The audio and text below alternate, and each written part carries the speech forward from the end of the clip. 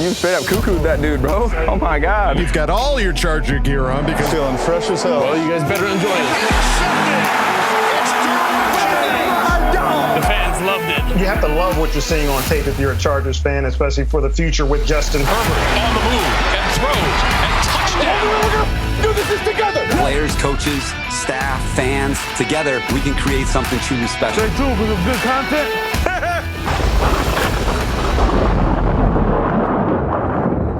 Happy Friday, everybody. Welcome back to the Charger Chat. I'm your co-host, Wolldog, sitting with my buddy, Kev Huggin Duggan. Howdy, partners. Howdy. Howdy. So, yes, another dag-blasted episode without Coach. We're going to start finding him, okay? We're going to start putting up some fines. There you go. Yeah. Yeah. You know what I mean? Yeah. I'm going to send him some Venmo requests, and they will have some interest on them. Those will be burning. So, and he's just going to show up and be like, I'm just here so I won't get fined. He just sits there and doesn't talk. That's too funny. Yeah. Oh, shoot. No, but he should be. All things go according to plan. He'll start being back with us normally next week. The baby's like 15 by now, right? He's like 15 years old, right? It's already going to college. Yeah. All right, gang. Kyle. Well, hey, even without Coach, we still have an episode to do because we've got plenty to talk about. And as always, we've got a Craig experience lined up for you. Gonna be spicy over at the Craig experience. Hot. But let's start off with this bit of Twitter news. This isn't most current bit of Twitter news, but it's news nonetheless. Gilbert Manzano is saying goodbye. Tweeted out, "This is not easy to say, but my time as a Chargers beat reporter has ended. I enjoyed my 4 years covering the team. Thank you, Chargers fans, and anyone who supported my work. Created many memories with a playoff run, some rocky seasons, Rivers goodbye, and the rise of Herbert." Yeah, this is a bummer, dude. He always put out some amazing content, and it's a bummer. And it's even more of a bummer because he's going to the Rams. Really? I couldn't imagine being a beat reporter for a team and then having to just flip it, So hang in there, man. And, we're thinking of you, Gilbert. We're thinking about you, man. That is weird. I wonder what if that's the case, then it sounds like they poached him, right? They enjoyed. I don't know how it works. It does sound like a choice as much as it was like we're making. I don't know, but it's a bummer because he was fantastic, and all the best to you, man. I hope you do well over there. Absolutely. Looking over on the more entertaining side, this was a shocker to me. I can't believe that this was something that hit the radar, but apparently this is happening. Bolt My Ride, coming to you from the West Coast Customs from famed Pimp My Ride, is now doing Bolt My Ride. That was like peak high school for us. Wasn't that our high school? Yeah, dude, that was they'd put weird stuff in cars. You'd say you had the semblance of something interesting that you liked, like fish, and they'd make your car out of a fish tank. Right. It would just be a giant fish tank going 80 miles down the freaking freeway. Yeah. That was a pretty entertaining show, if I do remember. Oh, it was absolutely entertaining because everybody had just utter piece of crap cars. They were they practically were falling apart, not running, just hey, Pimp My Ride. And so they would take these beater cars and just throw the most insane crap in them and gave them slick paint jobs and everything like that. And it was a blast to watch. Now it's coming specifically to the Chargers. That's what's so crazy to me, that it's just the Chargers. There's no Ram My Ride. There's no Raider My Ride. There's no Niner My Ride. Oh my God, Ram My Ride. That works really, really well. Holy shit. So Shawne Merriman's going to be hosting with it. So it's for anybody to go try to get their ride bolt their ride. Yeah, you can. I think you submit. You can go and submit that you want it done and why you think you'd be the one to have it done, and they'll bolt your ride. I can't wait to see whatever this car is and what it looks like afterwards. Absolutely. And I think very similarly to Pimp My Ride, it's like, hey, what's your dreams and aspirations? And so yeah, if you're way into hibachi grilling, they might throw a hibachi grill in the back of that bitch. So there's gotta be a tailgating aspect to this though. Like that's too easy not to do. Like some kind of contraption that pops out of the back and it's like sick tailgating grill or something. Okay. Or like a kegerator or something built in. Like that kind of that kind of vibe. If you are a chef, if you have a piece of shit car and you are a fan of the Chargers, you've got a shot, my friend. You got a shot. You've got a shot. So whatever it is, I hope the ride makes an appearance at Thunder Alley. At the very least, it has to make an appearance. All right. Well, keeping things in the Shawne Merriman vein, our friend Kristen over at Yeti or Not just released a new Chargers doll. And I got to say, I kind of thought that this was going to be it. She was teasing it for a while, showing some blurred images of the dolls. And I'm looking at it and I'm like, God, that looks like a mohawk. I'm betting that's Shawne Merriman. I'm betting it is. And sure enough it was. So, and they had like the blue mohawk. It looked awesome. Oh yeah. That was a very cool hot minute that he was rocking that. The blue mohawk, yeah. But if you guys aren't aware, I don't know how you can't be because these are just some of the best things ever. But check it out on Twitter, Instagram, Yeti or Not, YETIORKNOT, excuse me. Yeti or Not. She makes the best little Charger crocheted dolls. They're so cute. They're so cute. She's got all the different like uniform variations. I'm looking at the picture. I see full navy. I see powder blue with yellow pants. I see the whiteout uniform, and Sean's rocking the navy top with the white pants.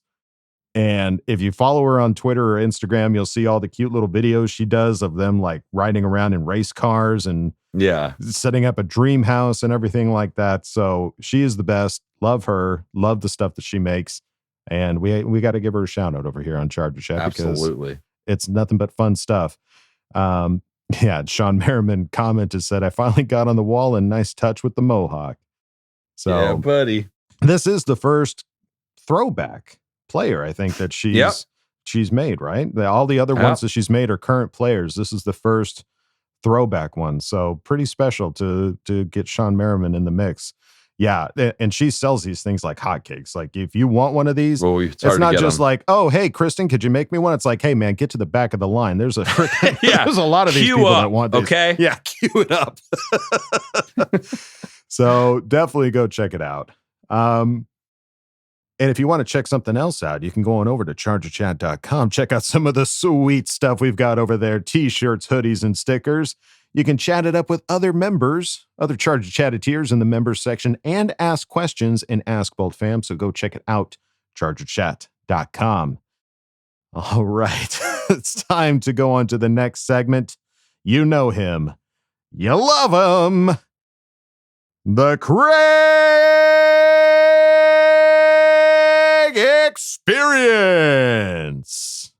We'll leave it at that. I can't top that. That's all good. Come on in, man. Kick your feet up.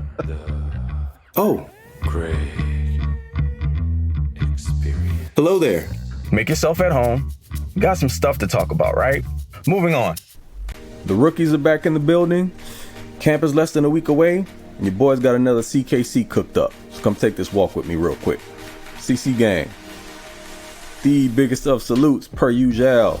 To the rest of the Bolt fam, what is goody? You got Craig in Texas, and welcome to another edition of the Craig.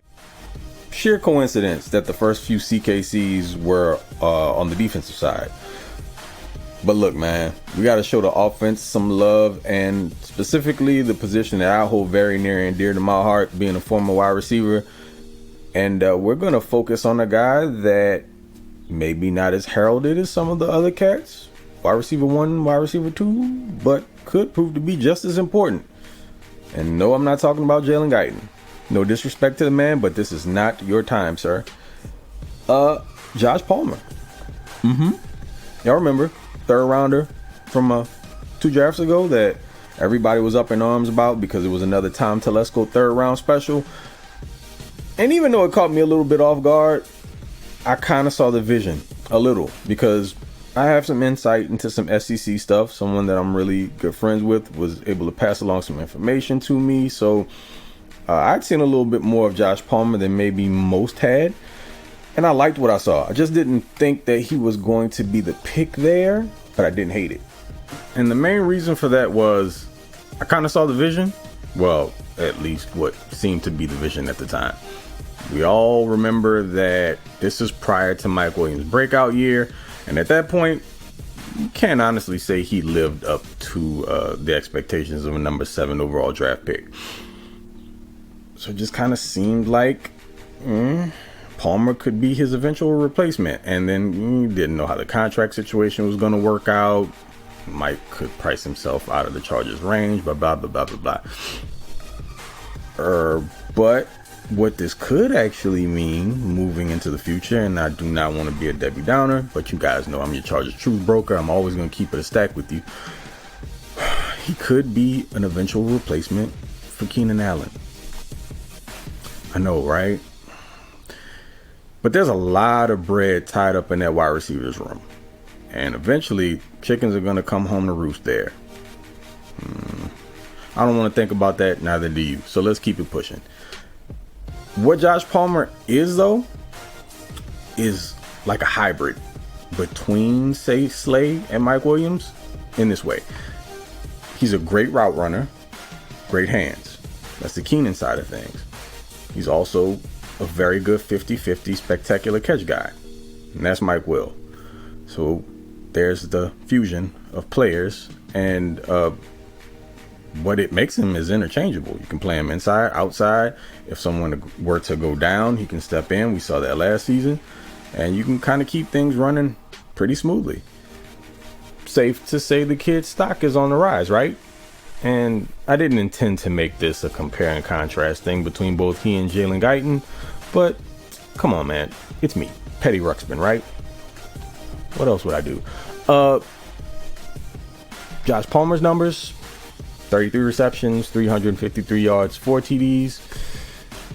Jalen Guyton's 31 receptions, 448 yards, 3 TDs. See where this is going? He started stealing snaps from Guyton last year.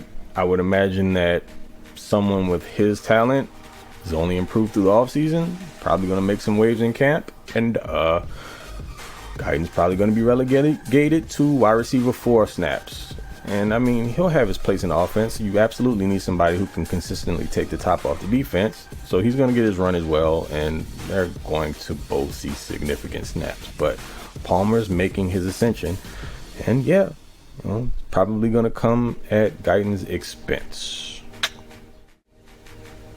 Okay, I'm going to have to beg y'all's pardon real quick because I'm about to gush over this kid for like a minute and a half. But listen, it's important to me because the same way that Rakim is a fiend for the microphone, I am a fiend for the wide receiver position. I mean, seriously, in life, there's like God, family, release packages. And that's where Josh Palmer comes in and where he looms large in his role in this offense. The kid's a maniac off of the line of scrimmage. I mean, have you ever really watched him run his routes? Go back and watch a few games. Hell, go back to Tennessee. You'll see it there too. He's an explosive route runner, which is why it doesn't matter that he doesn't run 4.2 or 4.3.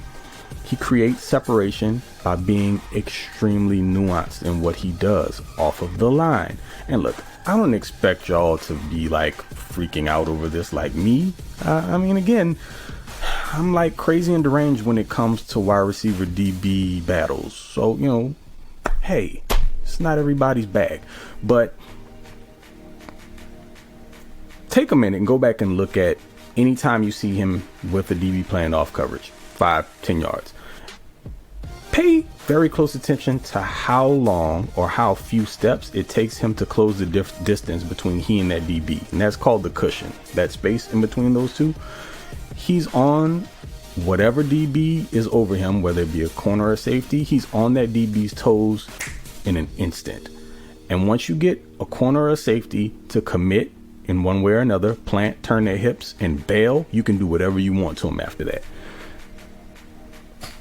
Next year, you're going to see a ton of it. And then when you start noticing he's going for like volume catches, 7, 8, 9 in any given game. I'm not saying that's going to be a consistent thing because the ball has to move around to other receivers and tight ends.